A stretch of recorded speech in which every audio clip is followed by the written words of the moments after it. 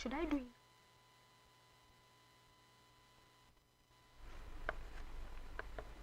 Coming to you live from Benab House, Atomic Junction, Medina. This is Benab Midday News, and my name is Sherifatu Ayuba. Coming up in this afternoon's bulletin.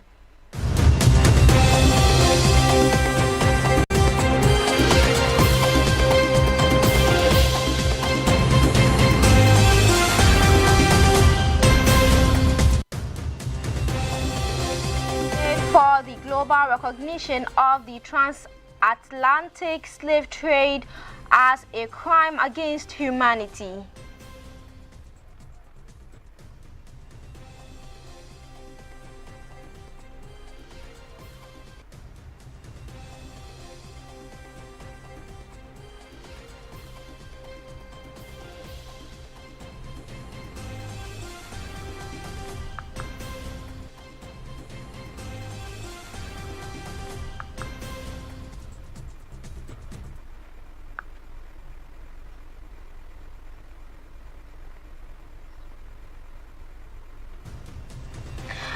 Also coming up, Heath Goldfield Limited says it is ready to reposition the Bogosu Prestea gold mine as a world-class operation.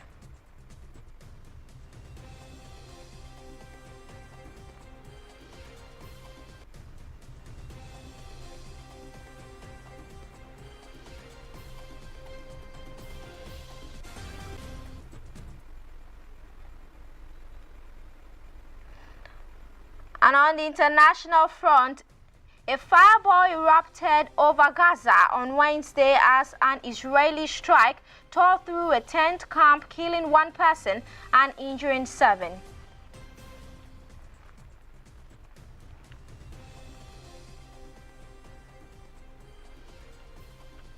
Details of these stories comes up shortly.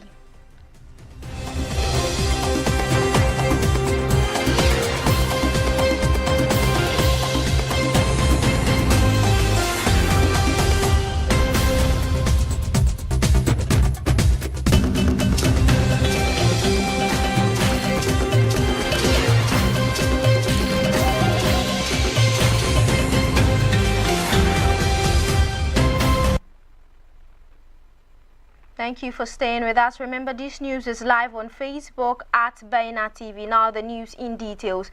A renewed call has been made for the global recognition of the transatlantic slave trade as a crime against humanity, with emphasis on restoring the dignity and humanity of Africans and their descendants. Speaking on the significance of a proposed international resolution, the President of Ghana, John Dramani Mahama, underscored that slavery was fundamentally rooted in the denial of the humanity of African people.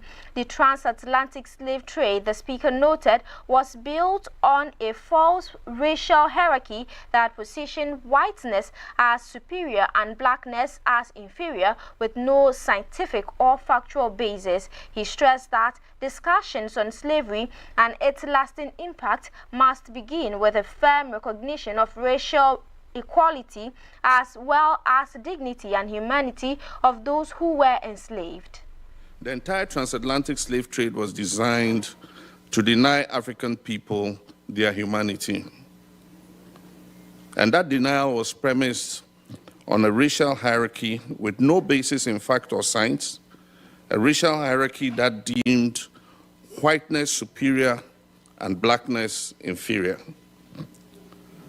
The atrocities that were committed against enslaved Africans, the myriads of injustice that were born of slavery and carried forward into successive social framework, took place specifically because those persons were considered objects, not human beings.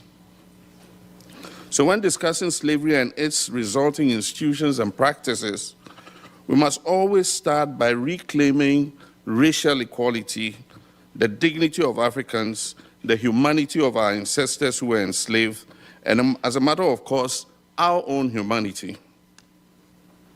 Recently, someone asked me to explain the importance of the resolution on the declaration of the trafficking of enslaved Africans and racialized chattel enslavement of Africans as the gravest crime against humanity. And I responded without pause or hesitation. And I'd like to share what I told him. This resolution allows us as a global community to collectively bear witness to the plight of about more than 12.5 million men, women, and children whose homes, communities, names, families, hopes, dreams, futures, and lives were stolen from them over the course of 400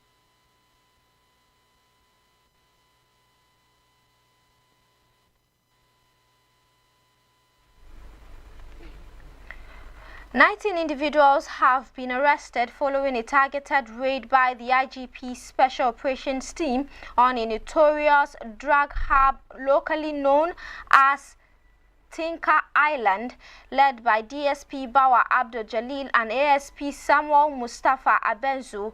The operation focused on disrupting criminal networks involved in drug trafficking, violent attacks on commuters, robbery, and illegal firearm possessions across the Kumasi metropolis. A total of 11 officers supported by 10 service vehicles, including an armored carrier and Black Maria for transporting suspects, conducted intelligence-led patrols across inner city areas, including the Misha Palace enclave, before moving on to Alaba and Tinka, known drug hotspots.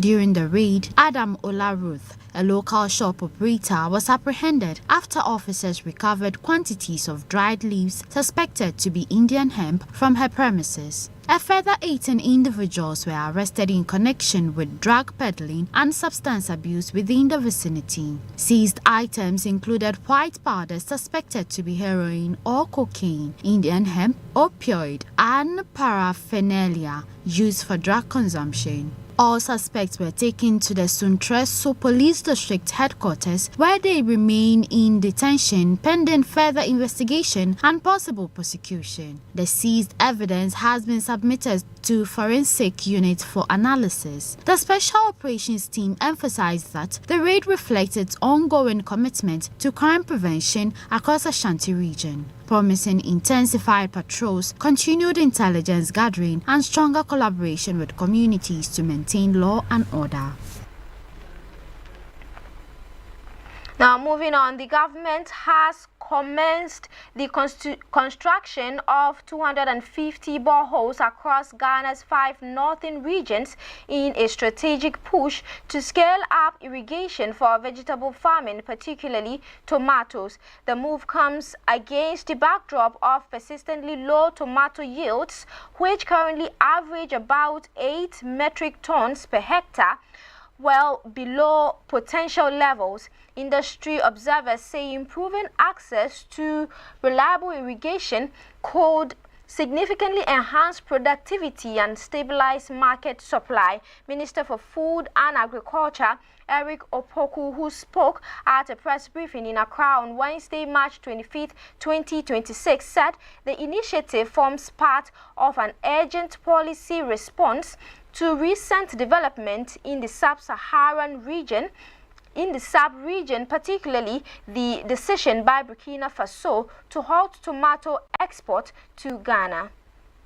So we are doing two things to be able to resolve the situation. The first one is to get the variety that can do so well under our ecology or under the different ecologies that we have. And to be able to deal with this, we invited WACI of Legon, and they have agreed to coordinate all the other research agencies to produce for us that variety that can give us the yield that we are looking at. And so the Ministry of Food and Agriculture has agreed with WACI to do the coordination.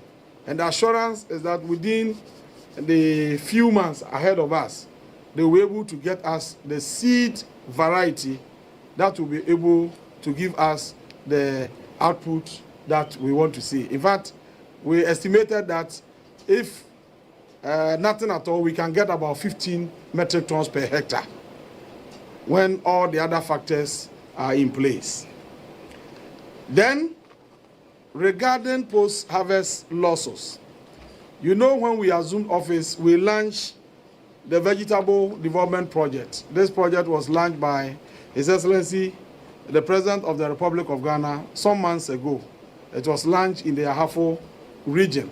And this project is anchored on 3 specific pillars. The first one is the seed, getting the farmers the right seed with all the other inputs, the fertilizers and other things. And then the second one is irrigation, that will provide irrigation infrastructure to ensure all year-round production. And the last one is the marketing, where we can bring the buyers to the farmers on the farm in order to minimize the post-harvest losses. We launched the program in the Ahafo region, and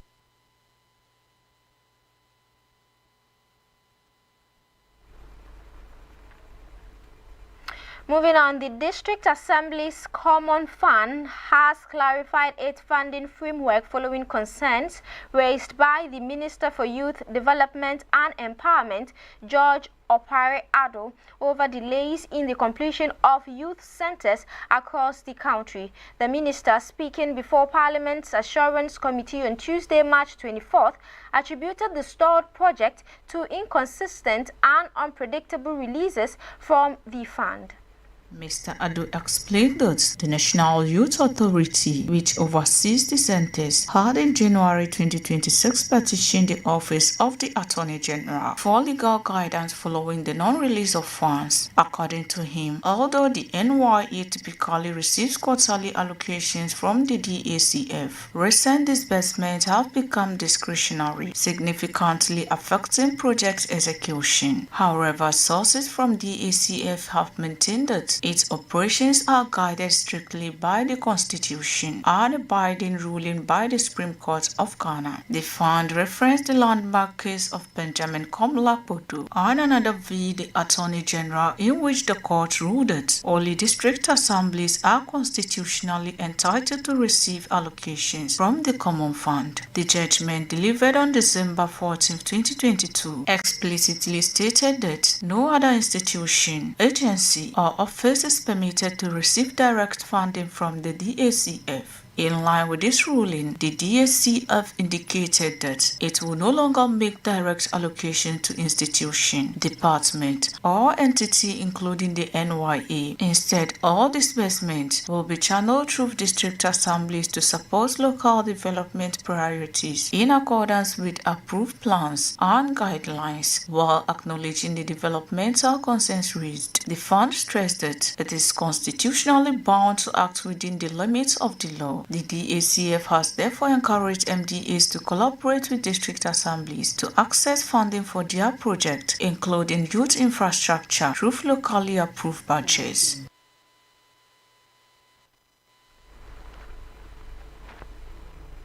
Well, on this note, we go for a quick turn. We'll be back with business and more. Do stay.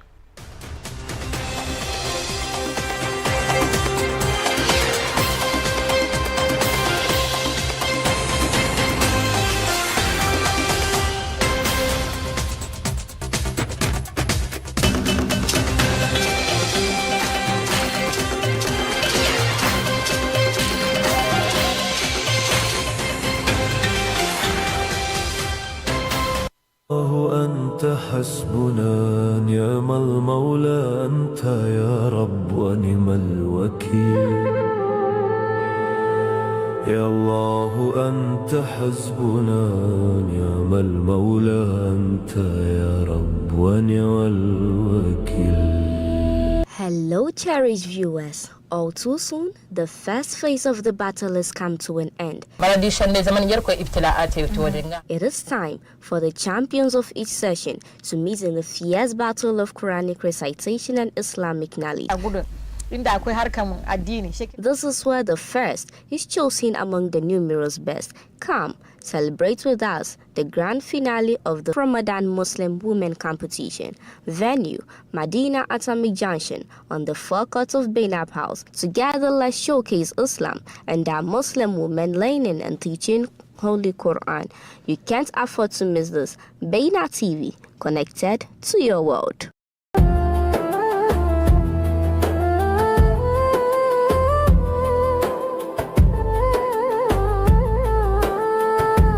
Salafest 2026. This time with Abim Mamad. Africa Achievers Awards, Night of Music and Awards. It's gonna be Zafi. Salafest 2026 presents Mekankan Entertainment Africa Achievers Award in collaboration with Zongo TV. Brings to you Salafest 2026. Join the biggest night of music and celebration. Wannan award ta bambanta za a tace a rarraye a zabi shugabannin da suka taka rawar gani a shihar su. Kada ka bari a baka labari. Salafest 2026 is honoring leaders and artists from Ghana, Nigeria, Niger, Gabon, Sudan, and Cameroon for their contribution to music, community development, and beyond. Goshin wasa Abdulsalam Shatan Niger.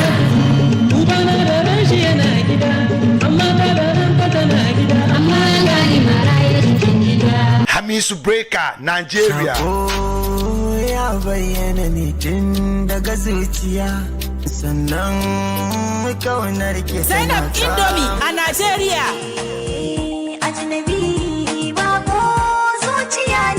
Sannan akwai mawaka kamar Kochi Tanku, Faruk FK, Bijama, D-Flex, Tiny, Ibada, Sasko, Gali GH, Garba Yaron Zamani da FBS. Night of Awards and Music. Daren karramawa da wake-wake. Za yi sherere da turkashi. Unite at the National Theatre, Accra, Ghana on Monday 30th March, 7 p.m. sharp. Rate regular 100, VIP 200. For reservation, call 0243 481 334. Night of Awards and Music. Ranar Litini 30 ga watan Maris a National Theatre. Karfe 7 agogon Ghana. Zai shere. Mukara turkashi. It's gonna be boom.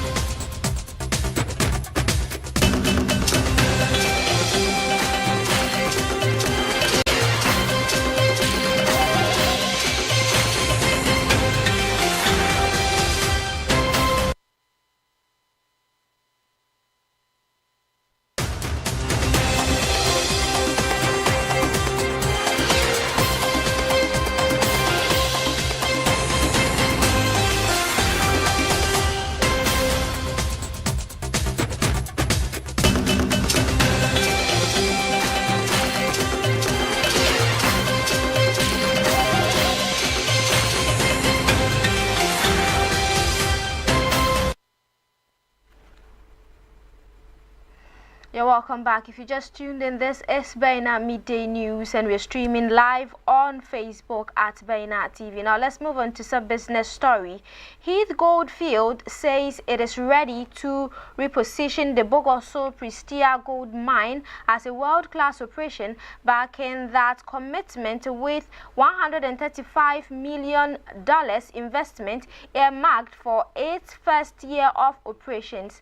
Central to the investment is the arrival of the $35 million heavy-duty mining fleet comprising Komatsu 785 haul trucks, excavators, dozers, and loaders equipment, the company says, which will be critical to restoring safe, efficient, and reliable operations at the Western Region mine. The fleet has been deployed through a strategic partnership with Freedog Company Limited, a Ghanaian local contractor, in what Heath Goldfield described as a deliberate effort to embed local content and local participation at the heart of its operations. The arrangement is expected to go beyond equipment deployment. Management says the collaboration with Freedog will drive job creation, enhance skill development, and generate broader economic activity within host communities. The $35 million fleet deployment forms part of a broader phased investment strategy, with the company targeting a total of $500 million over 10 years. Management says the funds will be directed at restoring the mine to sustainable production, improving operational efficiency, and ensuring that mining activities meet modern safety standards. The Bogoso-Prestea Belt, located in the Prestea-Huni Valley district of the Western region, has historically been one of Ghana's significant gold-producing corridors, but has faced years of operational setbacks and ownership turbulence. Heath Goldfields reaffirmed its commitment to responsible and sustainable mining, saying it remains focused on delivering long-term value to all stakeholders while making a meaningful contribution to Ghana's gold production output. Now moving on to the international front, a fireball erupted over Gaza on Wednesday as an Israeli strike tore through a tent camp housing the displaced Palestinians, killing 1 person and injuring 7, the territory's civil defense agency said. The bloodshed was the latest to rock the war-shattered Palestinian territory despite a ceasefire in place since October 10. The strike hit the Al-Sit camp in Deir el-Balah area, said the civil defense agency, which operates as a rescue service under Hamas. Photographs showed flames engulfing the tent, sending thick black smoke into the sky. Hundreds of thousands of Gazans have been living in makeshift camps since the war erupted after Hamas attack on Israel on October 7, 2023. Violence has persisted in Gaza despite the ceasefire, with both Israel and Hamas regularly accusing each other of violations. Gaza's health minister, which operates under Hamas authorities, says at least 689 Palestinians have been killed since the start of the truce. At least 5 of its soldiers have been killed in the same period. Media restrictions and limited access in Gaza have prevented AFP from independently verifying casualty figures or freely covering the fighting. Now moving on to sports, Senegal Football Federation has officially filed an appeal at the Court of Arbitration for Sports over CAF's decision to strip them of the 2025 Africa Cup of Nations title. The ruling by CAF's appeal board came after Morocco appealed, citing a breach of tournament rules following Senegal's 17-minute walk-off during the final, despite the extra-time winner from Pep Gueye sealing victory. The Senegalese Football Federation called the decision unfair, unprecedented, and unacceptable. CAS Director General Mathieu Rib issued the following comment after receiving